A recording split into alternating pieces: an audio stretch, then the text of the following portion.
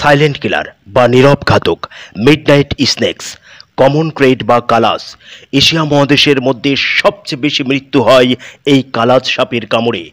এই সাপ শুধু শিকার ধরার জন্য মাঝরাতে বের হয়।